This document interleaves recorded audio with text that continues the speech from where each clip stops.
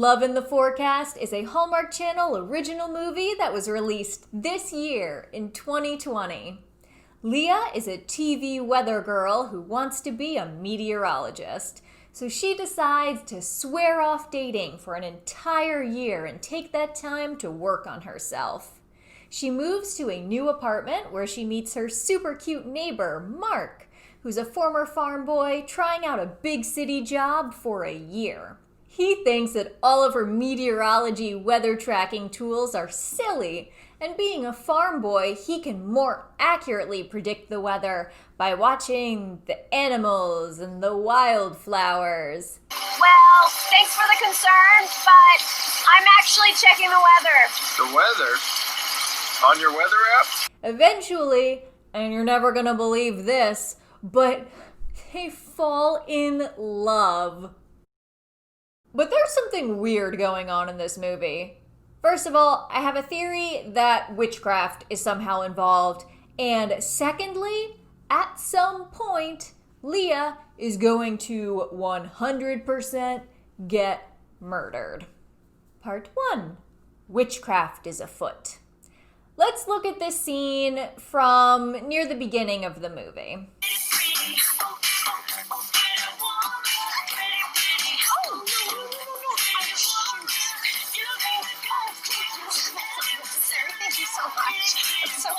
The music, the framing, the clothing, the choreography, it all seems like it should be the beginning of either a musical number or a montage about the results of a magic spell. Why are all of these men chasing after Leah?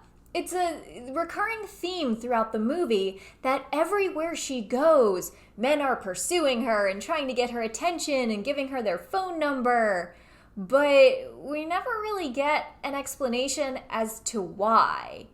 Is it possibly because she's sworn off dating for a year and is now unavailable and therefore gives out some sort of vibe that just makes her irresistible?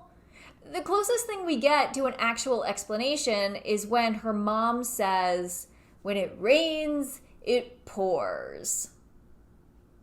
That scene with the papers occurs pretty early in the movie, but prior to that, we do see two things.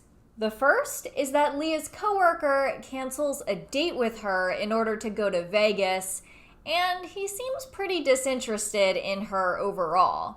Okay, well, I got a jet, so... Yeah. Okay. Yeah, totally. Cool. Hey, Vegas, baby. And the second thing we see is that Leah goes to visit her parents and she tells them that she wants to get her degree and she wants to get her own place and she wants to take a year off from dating to work on herself. For the next year, I am only going to focus on myself and my career. So I'm going to finish my degree, get my own place, and focus on nothing but winds, ocean currents, and weather systems. It's the year of Leah, Mom. And then next thing you know, she's suddenly finishing her degree. She finds a super cute apartment from a flyer that she stumbles across, and when she moves into that apartment, her neighbor just so happens to be this super hot guy. Men just start flocking to her, and even that coworker from the beginning of the movie who seemed to turn her down is suddenly just begging for her attention and keeps asking her out over and over again. Okay, well, I was thinking maybe, we could give it another shot. And then maybe afterwards we could finally grab that drink or... She keeps receiving cards and gift baskets from her admirers. And there's a scene where she's sitting with her mom in a really fake-looking park, and men keep walking by to say hi to her. Evening, ladies. Could it be that her mom is secretly a witch? Or, paid a witch? Just remember, when it rains, it pours. Even the delivery guy, who is the one who keeps bringing her all of these love letters and gift baskets and flowers. It's your birthday, and you know what they say. Thank you, George. Have a nice day. Again. He falls in love with her at the end, which just seems a little bit excessive. Whatever spell this is, they used too much of something. Sidebar. Leah is the worst kind of romance movie lead. She is persistently perky and kind of an idiot.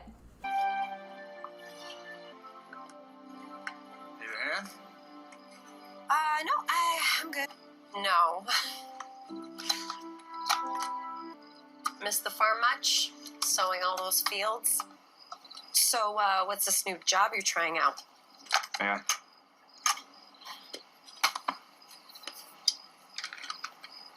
I can't figure out where the batteries go. This is very difficult.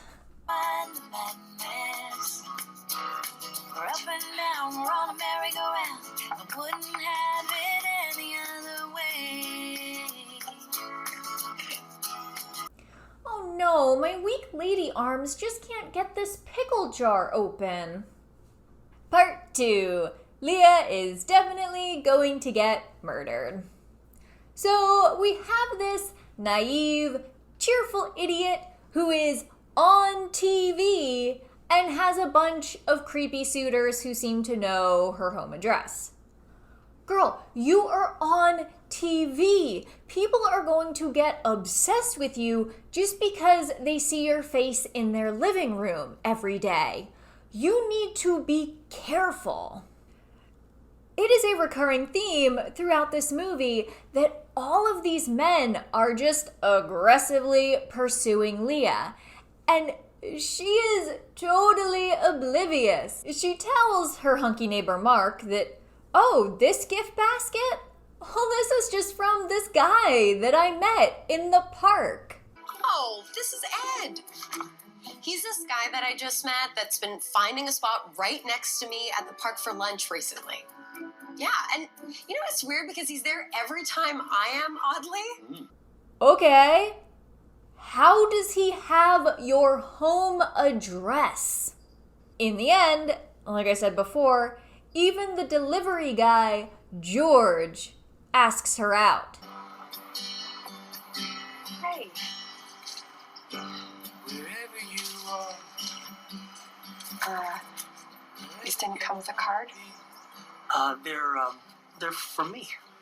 He has seen inside her home. He knows her comings and goings. He knows that she lives alone. Girl's gonna get murdered at some point. At the end of the movie, Mark quits his job and he moves back to his dad's farm because he thinks that Leah isn't into him.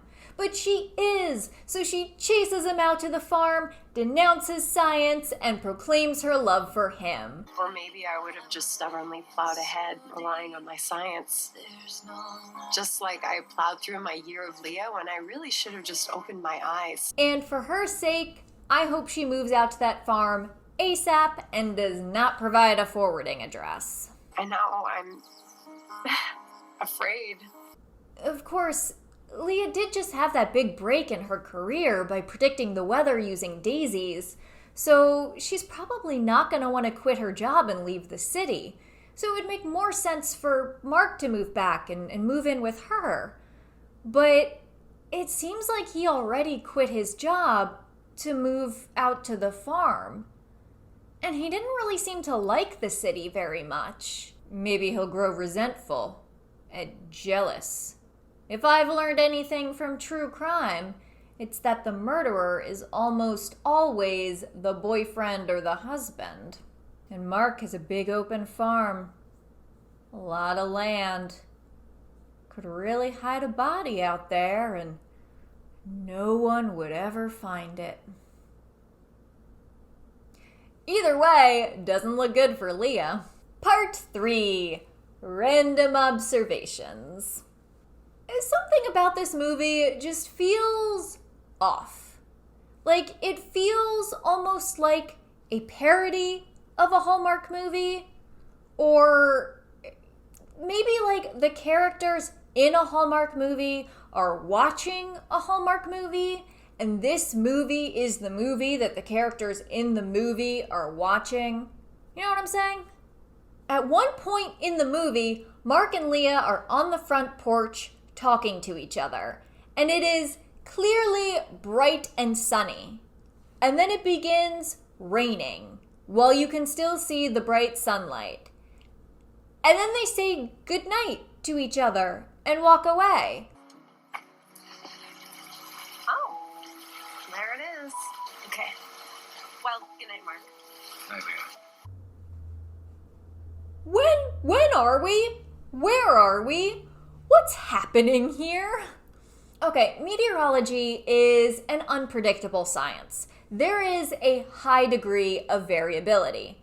But in this movie, the science is always wrong. I want to forecast sunshine. I do. But I'm sorry, I just don't think that's going to happen. Not yet. Please. I think I'm right about this. Sorry, Leah. The science says sunshine. That's what we follow here. And the Farm Boy Magic Animal forecast is always right. I don't think this rain break's gonna last. Thanks. But how are you so sure it's going to rain again? Look up. See the birds flying?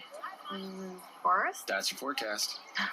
So of course, Leah eventually comes around and sees that his farm boy method of weather forecasting is way more accurate than science.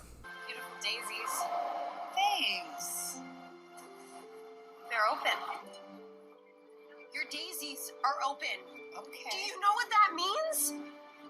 Can you imagine if like some crazy woman just yelled at you about your daisies on the street, and as she runs away, you're like, was that the local weather girl? The parents also portray some pretty cliche stereotypes. Dad loves sports. Mom makes lasagna. All right, now, Fiona, the first pitch is in 30 minutes. I know. Honey, I baked you a lasagna. And of course, when the dad gives life advice, it's in the form of sports metaphors. You gotta play the field. You gotta cover all your bases. And when you're finally ready to take a swing again and step up into the batter's box, just make sure that you're batting for someone who's right for you. Someone who, makes you feel like you're both playing for the same team. Well, Leah's dad, this is a Hallmark movie, so they're only ever going to be batting for the same team, never the other team. Do the people who write Hallmark movies have parents, or did they spring fully formed into the world from some sort of pod and are trying but failing to convincingly replicate the human experience? And what's this about Libras? Because they're throwing out a lot of statements about Libras, and I am a Libra, so I am taking this very personally. Ah, a Libra. Now I get it. I'm telling you, bro, she gets it because you always weigh your options. Libra, sign of the scales. Considering how the science is always wrong, and Mark's friend talks about astrology like it's fact, I think that this movie takes place in an alternate reality where science is iffy and magic is real. It's the only thing that makes sense. Love in the Forecast is where do I put the emphasis in the title? Which word? Love or forecast? I don't know. Can you see? I don't know if you can see on the camera my shirt that it's a cactus and a balloon, and at the bottom, which I know you can't see, it says impossible love.